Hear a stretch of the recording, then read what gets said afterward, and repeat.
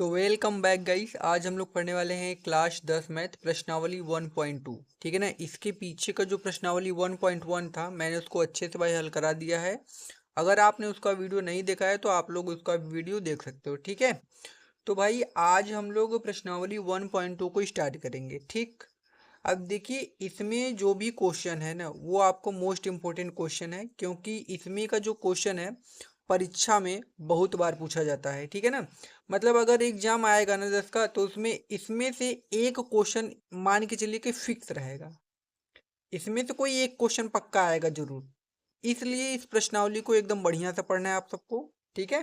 तो चलो स्टार्ट करते हैं। देखो, सिद्ध कीजिए कि रूट में 5 एक अपरिमेय संख्या है। मतलब ये जो रूट में 5 है ई कौन सी संख्या है, तो ई अपरिमेय संख्या है, लेकिन इसको हमको सिद्ध करना है ना। तो उसके लिए आपको ना दो चीज का पता होना चाहिए, एक परिमेय संख्या क्या होती है, एक अपरिमेय संख्या क्या होती है। सबसे पहले ये चीजें जान लो कि परिमेय संख्या और अपरिमेय संख्या क्या होती है। ठीक है। तो परिमेय और अपरिमेय जान लेते हैं, फिर इन सभी क्वेश्चन को हम लोग आराम से करेंगे, क्योंकि बहुत ही मोस्ट इम्पोर्टेंट ये प्रश्नावली है। इसलिए अच्छे से पढ़ लो, परीक्षा में फिक्स आएगा। यहाँ से पढ़ के जाओगे परीक्षा में आ जाएगा। ठीक है। नहीं आएगा तो फिर कहना तुम आकर पक्का, लेकिन आएगा जरूर। तो अच्छे से पढ़ो उसको। ठीक है। तो इसको हटाते हैं। सबसे पहले आपको परिमेय और अपरिमेय संख्या बताते हैं। ठीक है। देखिए, हमको इस प्रश्नावली को हल करने के लिए दो संख्याएं चाहिए। कौन कौन संख्या चाहिए? दो। तो पहला होता है परिमेय संख्या, पहला का होता है परिमेय संख्या ना। परिमेय संख्या क्या होता है? अगर कोई भी पूछेगा तो हम क्या बताएंगे? वह संख्या। ठीक है। इसको हटाते हैं इधर थोड़ा सा। हम लोग लिखेंगे वह संख्या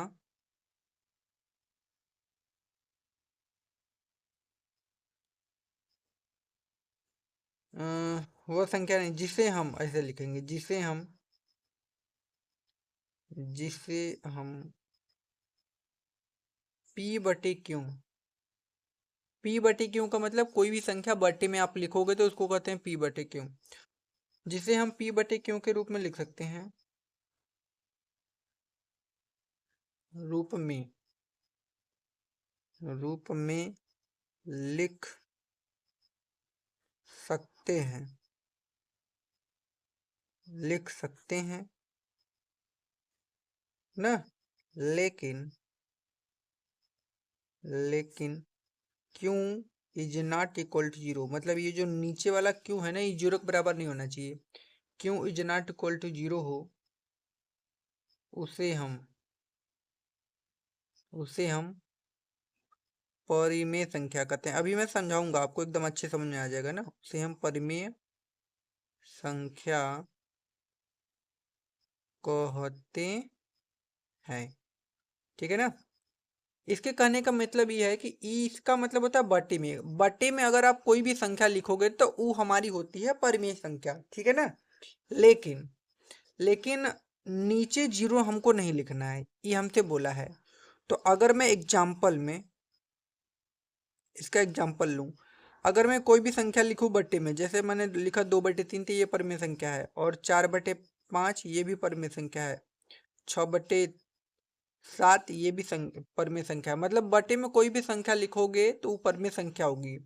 अब 0, 1, 2, 3, 4, 5 ये सब भी क्या है? आपका परिमेय संख्या है, क्योंकि इसके नीचे हम एक मान सकते हैं। तो जब एक मानेंगे कि भाई एक मानेंगे तो ये बटे में हो जाएगा। मतलब ई भी का है आपका परिमेय संख्या। आपने परिमेय संख्या समझ लिया। अब हमको समझना है अपरिमेय, जो कि हमको सिद्ध करना है। इसमें सबसे इंपॉर्टेंट चीज यह है अपरिमेय संख्या को समझना ना। अब यह हमको सिद्ध करना है तो इसके बारे में अच्छे से पढ़िए। अपरिमेय संख्या,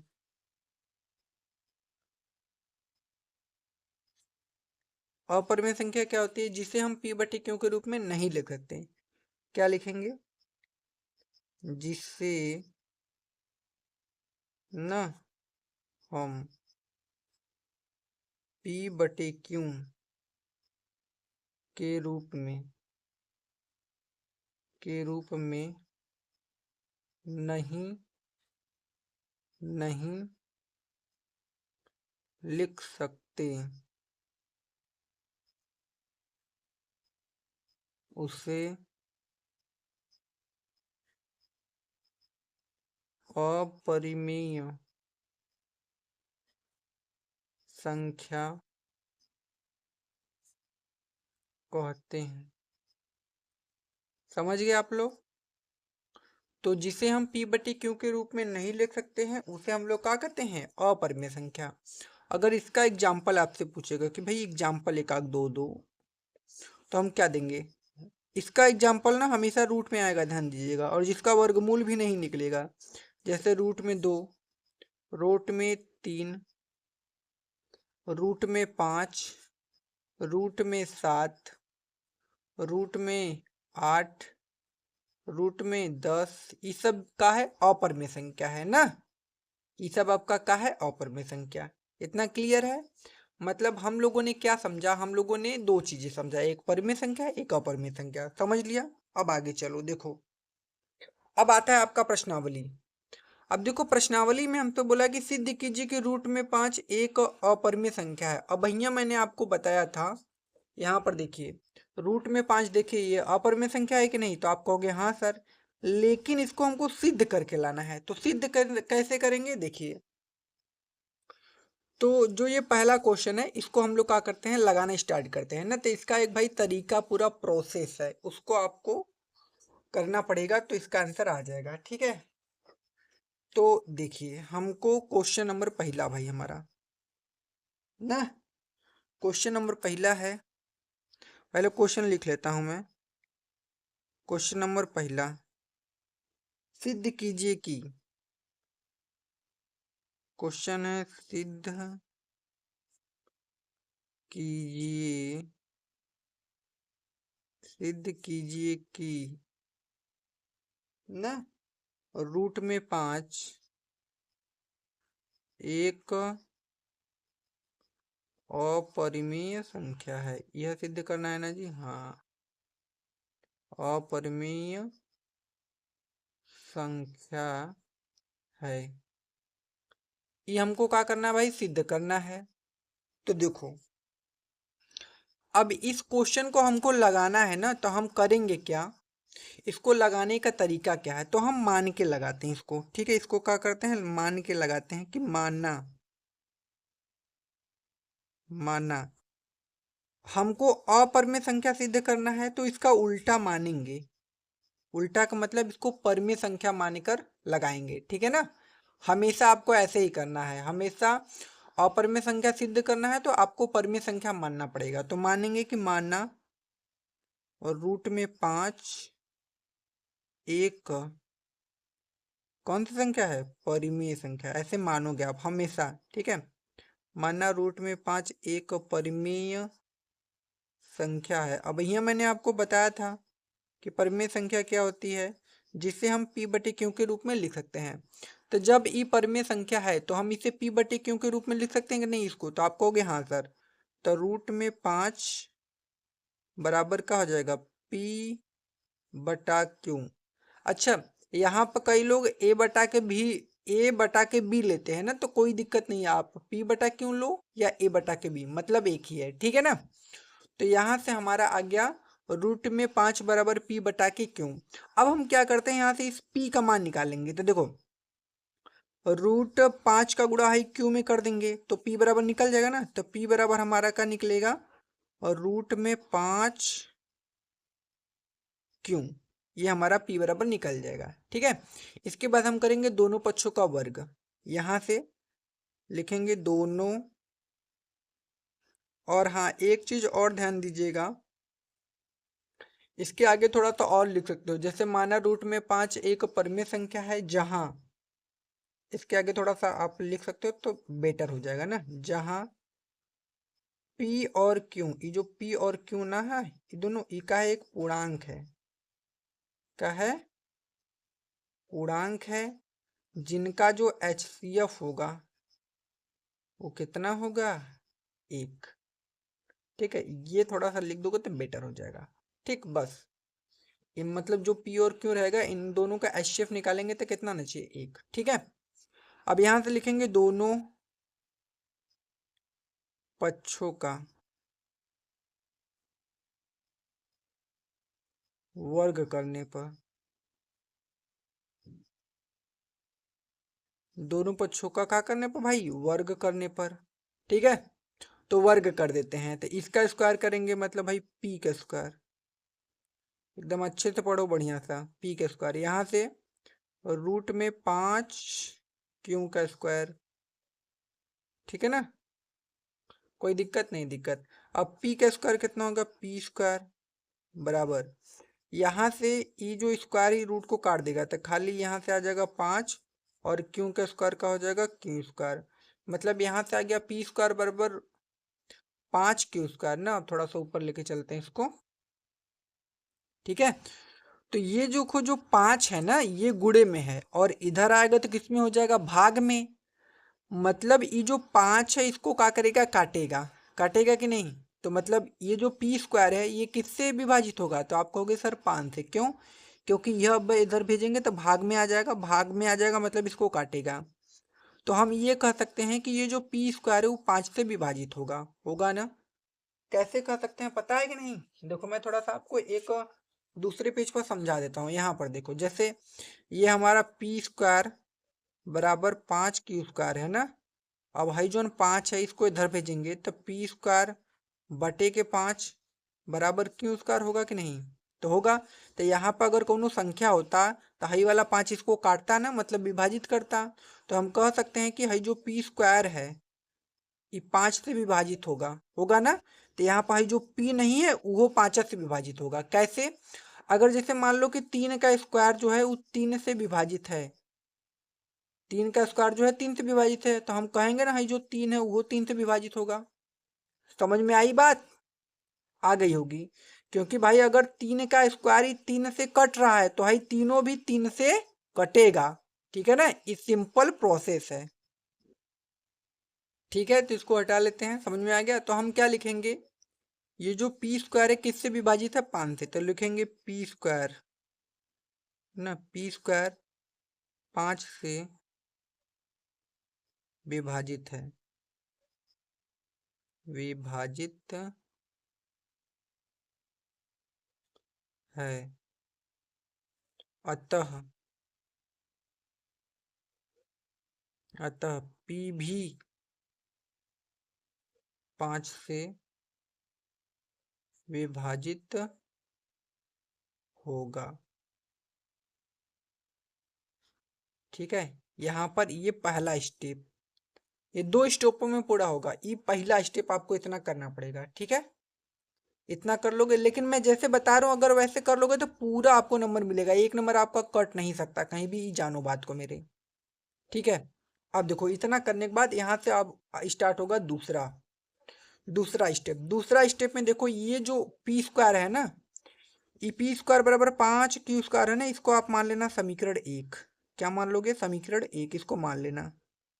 अब देखो पी स्क्वायर का मान आपको पता है 5 क्यू स्क्वायर, तो आपको मानना फिर से दोबारा है, पी बराबर मानना पड़ेगा ना। तो मानना यहाँ से दूसरा स्टेप में तब मानेंगे कि माना, जगह नहीं था इसलिए इधर कर रहा हूँ ना, माना मानेंगे P बराबर कुछ भी मान लेना 5 करके, जैसे 5 यम मैंने मान लिया, आप 5 R 5 कुछ भी मान सकते हो ना। तो P बराबर कितना मान लिया, 5 यम हमने। यहाँ से दूसरा स्टेप चालू होगा, ध्यान देना, P बराबर 5 यम। अब क्या करोगे, दोनों पक्षों का वर्ग करने पर फिर से यहाँ से दोबारा लिखोगे, तो लिखेंगे दोनों, क्या लिखोगे, दोनों पक्षों का वर्ग करने पर। ठीक है, दोनों पक्षों का वर्ग करने पर। अब देखो दोनों पक्षों का वर्ग मतलब इसका स्क्वायर करोगे तो पी स्क्वायर होगा ना भाई यहाँ पर, तो आप कहोगे हाँ सर हो जाएगा। यहाँ से 5 यम का स्क्वायर हो जाएगा भाई ये भी ना। अब देखो पी स्क्वायर, तो इसका क्या होगा, पी स्क्वायर। अब 5 का स्क्वायर कितना होगा, 25, और यम का स्क्वायर कितना होगा, एम स्क्वायर हो जाएगा। ठीक है, अब देखो हाई वाले पी स्क्वायर का मान हमको यहाँ से पता है, यहाँ से आपने देखा ना पी स्क्वायर का मान 5 क्यू स्क्वायर है। तो हम लिखेंगे पी स्क्वायर का मान समीकरण 1 से रखने पर, तो लिखेंगे पी स्क्वायर का मान, पी स्क्वायर का मान समीकरण न एक से रखने पर, ठीक है। तो समीकरण एक से रखने पर, तो पी स्क्वायर की जगह हम क्या लिखेंगे, पी स्क्वायर की जगह 5q², ठीक है। तो यहाँ पर लिखेंगे इसकी जगह पर 5q² बराबर में 25m², ठीक है ना। अब भाई 5 से ही 25 को काट देंगे 5 बार में, तो कितना आ जाएगा, q² बराबर 5m², ठीक है। अब देखो मेरे भाई, अभी 5 गुणे में है ना, इधर आएगा तो किस में होगा, भाग में। तो हम क्या कहेंगे कि ये जो q² है वो किससे विभाजित होगा, 5 से। तो जो q भी है वो भी 5 से विभाजित होगा, जैसे सेम उसमें हो रहा था। तो हम क्या लिखेंगे कि यहाँ पर q² ना 5 से विभाजित है, q² 5 से विभाजित है, ठीक है ना भाई, विभाजित है। अतः अतः ठीक है ना, अतः क्यों भी 5 से विभाजित होगा। बस इतना कर लिया, आपका काम हो जाएगा, 5 से विभाजित होगा, ठीक है।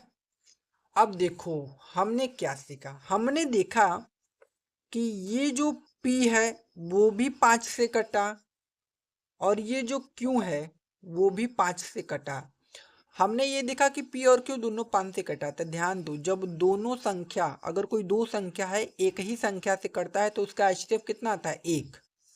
लेकिन भाई अगर ई परिमेय संख्या है, अगर ई परिमेय संख्या है ना, तो इसका HCF आना कितना चाहिए, 1। लेकिन HCF आ कितना रहा है, 5। मतलब तब तो ई परिमेय संख्या नहीं है ना, क्योंकि अगर परिमेय संख्या होता तो HCF 1 आ जाता। लेकिन हमारा HCF 5 आ रहा है, क्योंकि दोनों को 5 ही विभाजित कर रहा है ना, तो इसका HCF कितना हो जाएगा, 5। इसका मतलब ये परिमेय संख्या है नहीं। तो इतना करने के बाद आपको एक स्टेटमेंट लिखना होगा। वो स्टेटमेंट क्या है, तो लिखोगे अतः, क्या लिखोगे, अतः हमारी, ठीक है, हमारी अवधारणा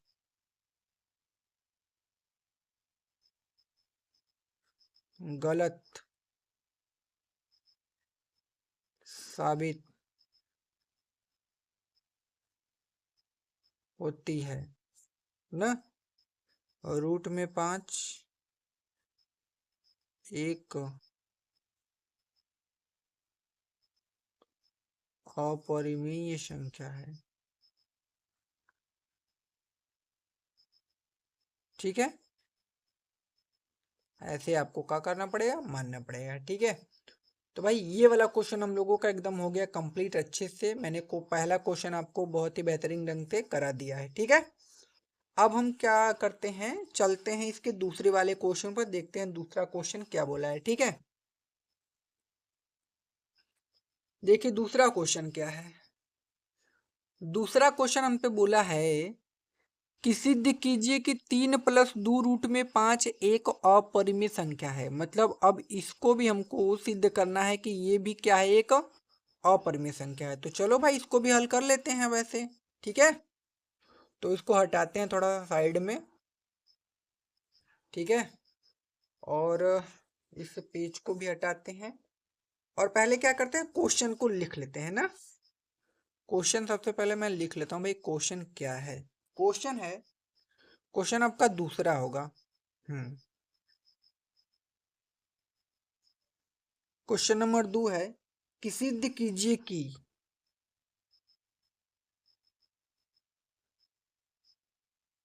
सिद्ध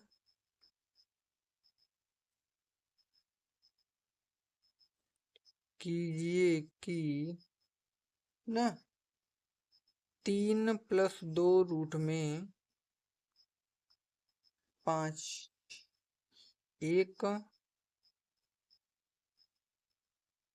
अपरिमेय संख्या है ना, एक अपरिमेय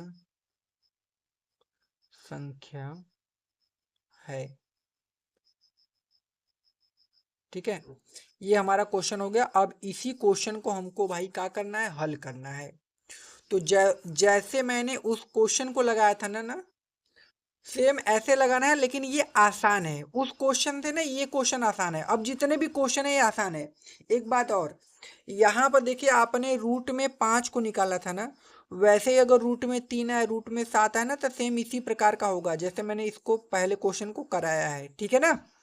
अब ये नीचे वाले जितने क्वेश्चन है वो ना, वो आसान क्वेश्चन है ऊपर वाले की अपेक्षा। ठीक है ना, क्योंकि अगर ये सब क्वेश्चन आएंगे तो ये कम नंबर में आएंगे, ये आपका पहला क्वेश्चन अगर आ गया तो ज्यादा नंबर में आएगा। ठीक है, तो देखो इसको कैसे लगाएंगे, ये आसान है। देखो इसको कैसे लगाएंगे, तो फिर मानेंगे, मानना तो पड़ेगा।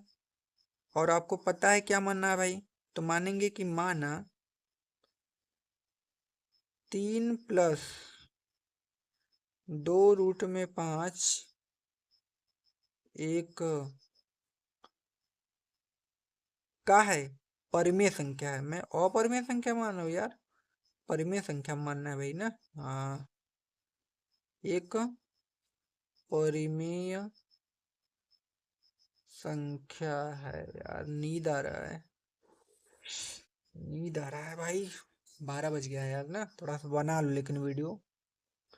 माना 3 + 2√5 एक क्या है, परिमेय संख्या है। तो जब ये परिमेय संख्या है तो हम इसे p/q के रूप में लिख सकते हैं।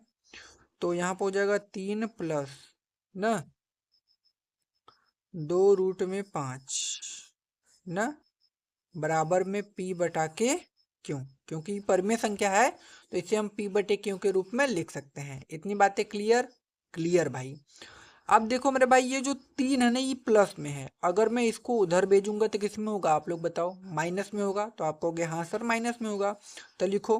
तो यहाँ से बचेगा 2√5 बराबर में, यहाँ तो होगा p/q ना। अभी +3 है, उधर जाएगा तो -3। क्लियर इतनी बात।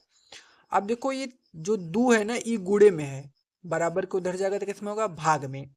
तो यहाँ से क्या हो जाएगा, √5 ना बराबर में इधर का होगा p/q -3। अब बटा में कितना हो जाएगा, 2। ठीक है, ठीक। इतना करने के बाद देखो आप क्या करोगे। अगर आप ध्यान से देखोगे ना, तो हई अपरिमेय संख्या है। अब आप पूछोगे सर ये अपरिमेय संख्या कैसे है। अरे अभी आपने सिद्ध किया था ना, √5 एक अपरिमेय संख्या है ना। और आपने जब पढ़ा था परिमेय और अपरिमेय संख्या, जब मैंने आपको पढ़ाया था, यहाँ पर देखिए, यहाँ पर जब मैंने आपको बताया था तो मैंने बताया था कि देखो √5 एक अपरिमेय संख्या होती है। तो आपने जान लिया कि √5 तो एक अपरिमेय संख्या है। ठीक है, ऐसे जान जाओगे। अब ये जो है ना, ये परिमेय संख्या है। तो आप पूछोगे सर ये परिमेय संख्या कैसे है। तो देखो p/q है, p/q का मतलब परिमेय संख्या है। अगर परिमेय संख्या में से 3 घटाओगे तब वो परिमेय संख्या आएगा, और उसमें 2 का भाग करोगे ना तब वो आपका परिमेय ही संख्या आएगा। तो मिला जुला के ई आपका क्या है, परिमेय संख्या है। ठीक है, तो कभी भी ना एक ई अपरिमेय संख्या है तो हम लिखेंगे ई अपरिमेय संख्या है भाई। ई का है अपरिमेय संख्या, ई है ना। और हमारा ई का है, ई परिमेय संख्या है, यह ना जी। तो आप कहोगे हाँ सर जी है, तो ये परिमेय संख्या है। तब मेरे भाई ध्यान से देखो, ये जो अपरिमेय संख्या है ना और ये परिमेय संख्या कभी भी एक दूसरे के बराबर नहीं होंगे। तो ये बराबर करके ऐसे कर देना, मतलब कभी भी एक अपरिमेय संख्या परिमेय संख्या के बराबर नहीं हो सकती। तो हम लिखेंगे अपरिमेय संख्या इज नॉट इक्वल टू परिमेय संख्या, या तो ऐसे भी लिख सकते हो, परिमेय संख्या इज नॉट इक्वल टू अपरिमेय संख्या। ठीक है ना, इन दोनों में से कोई एक लिख देना। तो आप ये लिख देना। तो हमने जाना कि अपरिमेय संख्या जो है परिमेय संख्या के बराबर नहीं हो सकती। तो इसके बाद लिखोगे अतः, स्टेटमेंट, अतः, अतः हमारी न हमारी अवधारणा, अवधारणा न गलत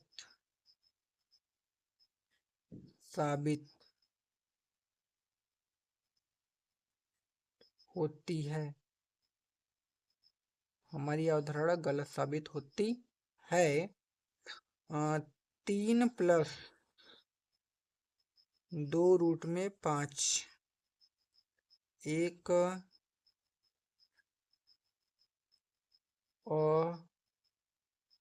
अपरिमेय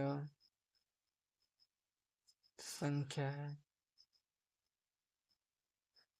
ठीक है, इतना स्टेटमेंट आपको क्या करना पड़ेगा, लिखना पड़ेगा। तो ये क्वेश्चन भी भाई हम लोगों ने बहुत ही अच्छे ढंग से कर लिया। देखो आसान क्वेश्चन था ये जो क्वेश्चन है ना, अब आसान आसान आएगा, ऐसा सिंपल सिंपल क्वेश्चन। ठीक है ना, तो ये क्वेश्चन भी आई होप आपको अच्छे से आ गया होगा।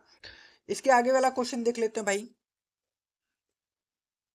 हाँ देखो भाई, अब क्वेश्चन नंबर 3 है और इसमें 3 क्वेश्चन है।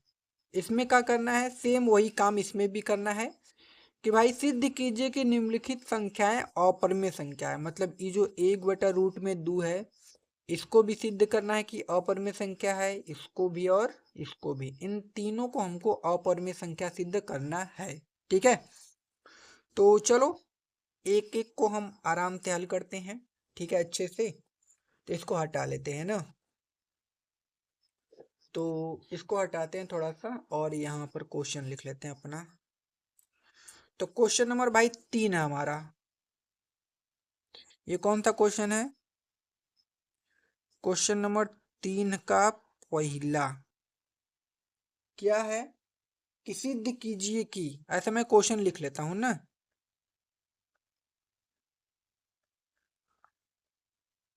सिद्ध कीजिए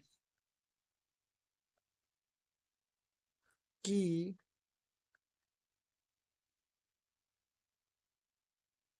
सिद्ध कीजिए कि रूट में 1/√2 ना अपरिमेय संख्या। सिद्ध कीजिए कि 1/√2 अपरिमेय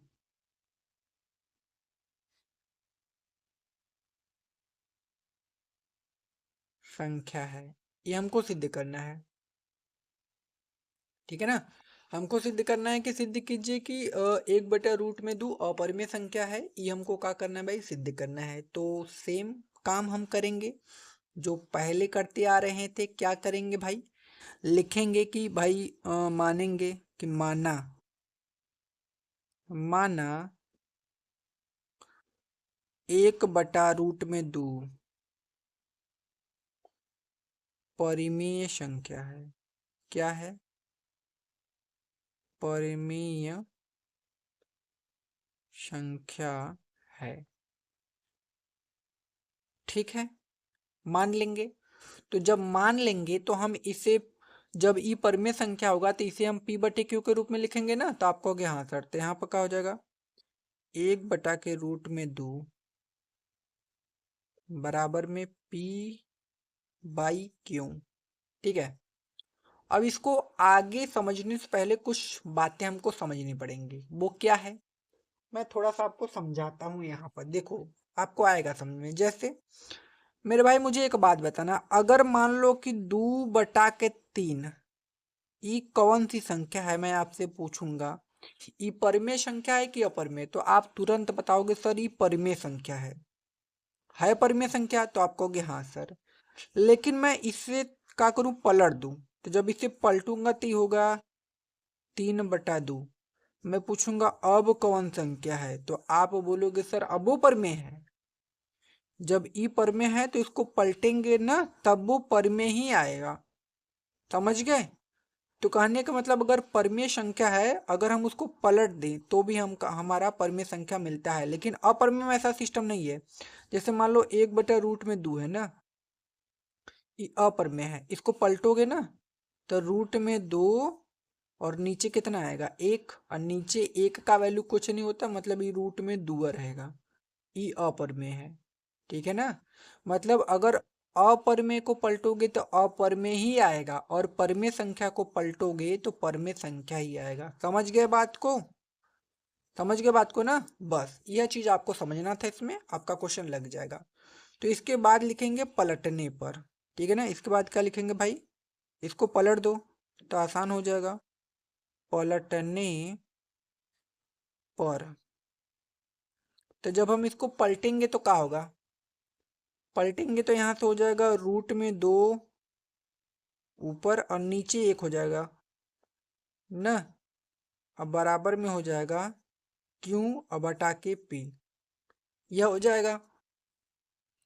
अब यहाँ से देखो नीचे 1 का वैल्यू कुछ नहीं होता, तो यहाँ से हो जाएगा रूट में 2 अब बराबर में क्यू अब बटा के पी। यहाँ तक कोनो दिक्कत नहीं? दिक्कत। अब ध्यान से मेरी बात देखो भाई, ये जो आपका रूट 2 आया है, ये है आपका अपरिमेय संख्या, पता है ना। ये का है आपका अपरिमेय संख्या, ठीक है। और ये का है परिमेय संख्या। आप इसको परिमेय आगे भी लिख सकते हो और अपरिमेय को पीछे भी लिख सकते हो, कोनो दिक्कत नहीं है, ठीक है ना। तो कभी भी एक जो अपरिमेय संख्या है वो परिमेय संख्या के बराबर नहीं हो सकती, तो ऐसे बराबर करके काट दीजिएगा, ठीक है ना। तो उसके बाद स्टेटमेंट लिखना है, अतः, अतः, ठीक है ना। हमारी हमारी अवधारणा, अवधारणा न गलत साबित न होती है, होती है। रूट में 1 बटा रूट में 2 एक अपरिमेय संख्या है, ठीक है। यहां तक क्वेश्चन हम लोगों का आराम से हो गया। ये क्वेश्चन भी हम लोगों ने एकदम अच्छे से हल कर लिया है। अब चलते हैं इसके अगले वाले क्वेश्चन पर, देखते हैं इसका अगला वाला क्वेश्चन क्या बोला है। देखिए अगला क्वेश्चन है, हमको बताना है कि 7 रूट में 5 एक क्या है, हमारी एक अपरिमेय संख्या है। इस क्वेश्चन को हमको लगाना है। तो चलो भाई सबसे पहले क्वेश्चन को लिख लेते हैं, ठीक है ना। अच्छा समझ में आ रहा है कि नहीं? वैसे मुझे तो पता है कि मैं ठीक है समझा रहा हूँ, आपको आ ही रहा होगा, ठीक है। अगर नहीं आएगा तो भाई कमेंट कर देना, ठीक है ना। मैं आपको और अच्छे से समझाने का प्रयास करूंगा, ठीक है। और क्वेश्चन नंबर 3 का है ये दूसरा सवाल। तो दूसरा सवाल का है कि सिद्ध कीजिए कि ना, क्वेश्चन लिख लेते हैं ना। सवाल है सिद्ध कीजिए कि ना 7 रूट में 5 एक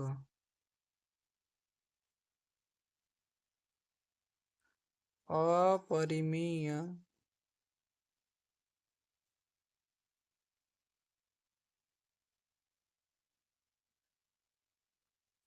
संख्या है, ठीक है।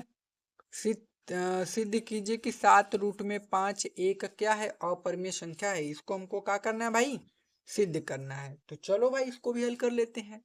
तो फिर इसको हम लोग कैसे हल करेंगे, उसी प्रकार से क्या करेंगे भाई, मानेंगे कि माना न, माना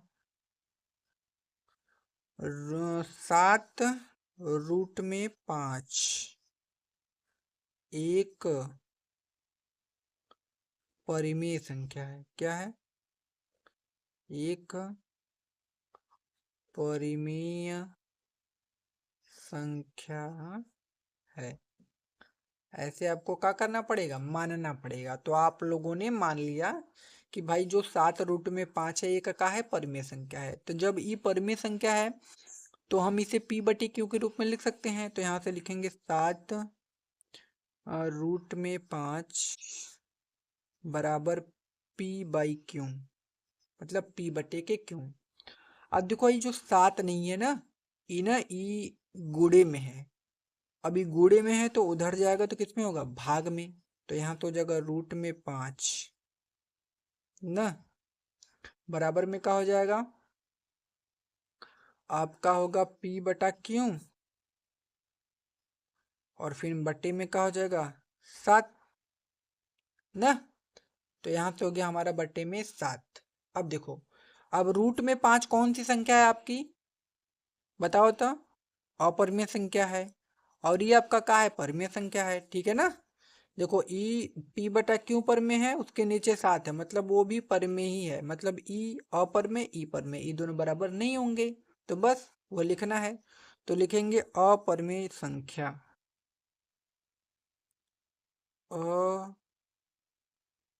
अपरिमेय संख्या, यह ना जी, फिर परिमेय संख्या।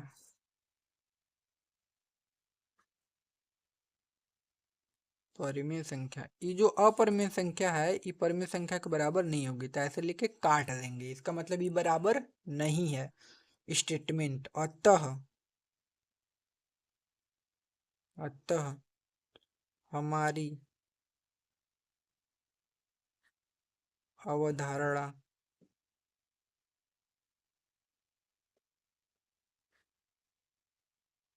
गलत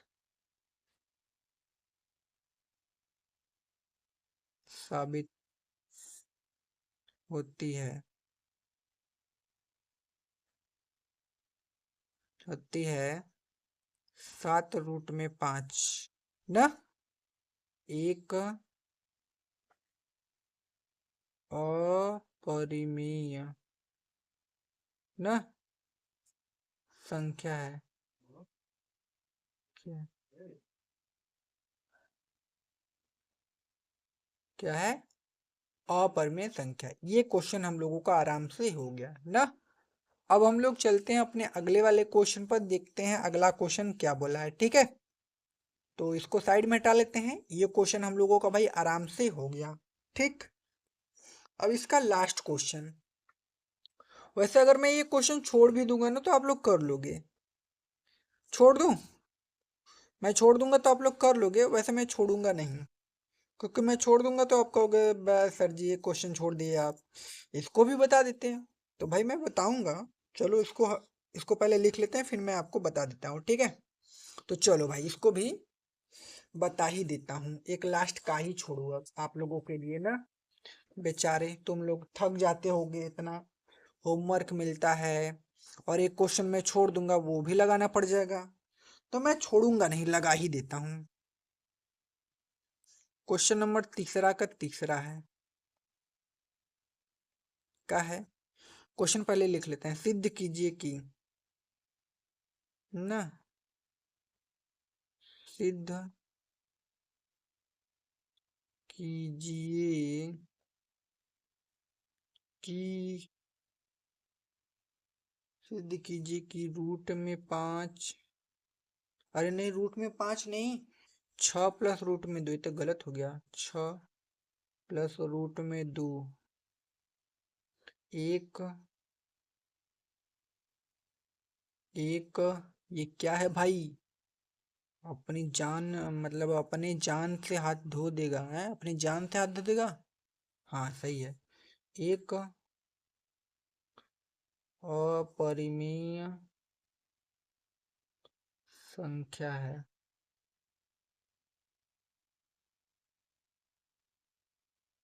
ठीक है। ऐसे क्वेश्चन को लिख लेंगे। अब क्वेश्चन को लगाते हैं, भाई हमको पता है क्या करना पड़ेगा, मानना पड़ेगा, मानेंगे, माना ना, माना, अ, माना 6 प्लस रूट में 2 एक परिमेय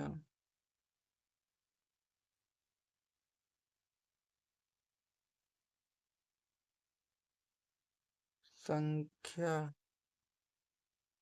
है ना, ई का है एक परिमेय संख्या।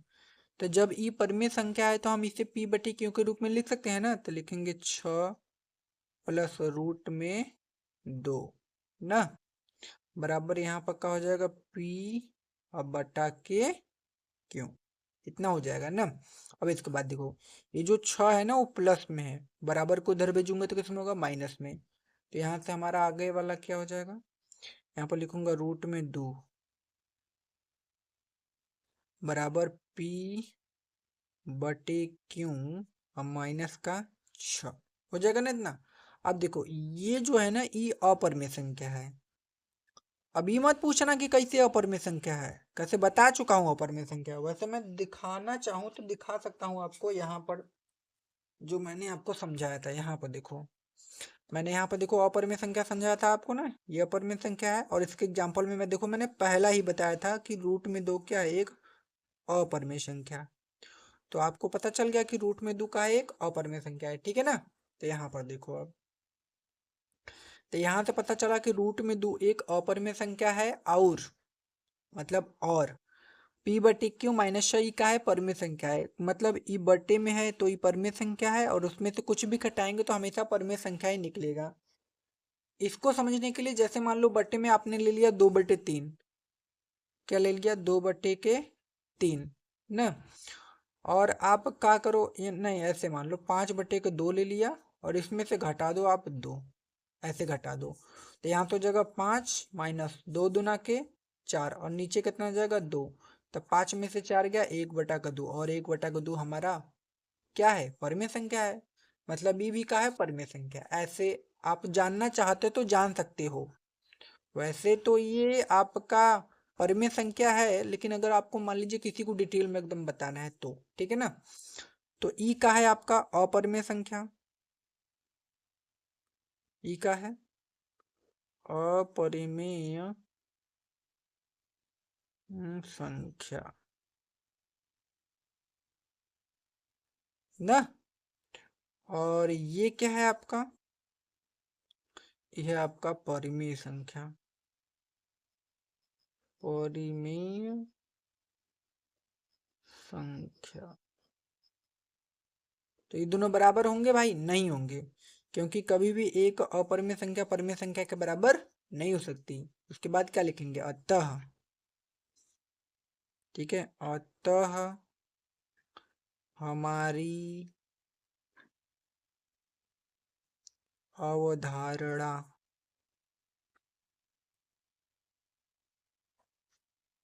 गलत साबित होती है, हमारी अवधारणा क्या होती है, गलत साबित होती है।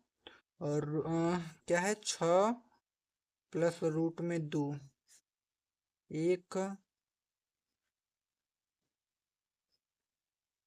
अपरिमेय संख्या है,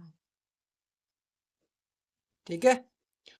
तो इतना, और यही हमारा आंसर। तो भाई इस क्वेश्चन को भी हम लोगों ने एकदम अच्छे से बढ़िया सा पूरा हल कर दिया, ठीक है ना। तो आपका जितना भी क्वेश्चन था उसको मैंने अच्छे से हल करा दिया है, ठीक है ना।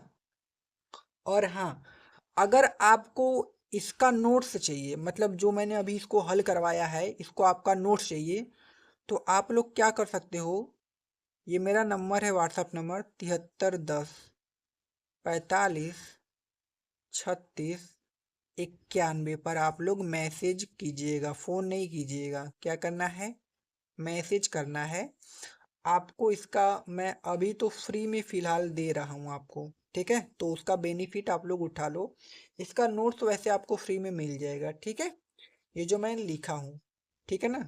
वैसे आप यही सेम रहेगा, अगर आप बनाना चाहते हो लिखना चाहते हो तो आप लोग लिख लो, वरना मैं यही दूंगा और कुछ है नहीं उसमें, ठीक है ना। मैं पहले ही बता देता हूँ, ये नहीं कि आप लोग भाई सोच रहे हो कि एकदम बढ़िया से, नहीं कुछ नहीं रहेगा, फोटो खींच के मैं ये सब यही देने वाला हूँ आपको, और कुछ नहीं, ठीक है ना। तो ये प्रश्नावली होती है भाई हम लोगों की खत्म। तो प्लीज भाई आप लोग मुझे सपोर्ट कीजिएगा और मुझे कमेंट में बताइएगा कि ये जो प्रश्नावली है आपको समझ में आई है कि नहीं आई है। ठीक है, तो ये प्रश्नावली होती है ख़त्म। तो भाई अगर नए हो तो चैनल को सब्सक्राइब कर दीजिएगा, अपने दोस्तों में शेयर भी ज़रूर कर दीजिएगा और अच्छे से पढ़िएगा। फिर हम लोग मिलते हैं अगली वीडियो में ना। और अगर कोई भी दिक्कत होती है, कहीं भी कुछ भी प्रॉब्लम होती है तो हमें कमेंट में ज़रूर बताइएगा। और ये वीडियो आपको कैसा लगा उसको भी आप लोग कमेंट में पक्का से बताइएगा। ठीक है, तो मिलते हैं अगली वीडियो में, तब तक के लिए धन्यवाद। चलते हैं भाई।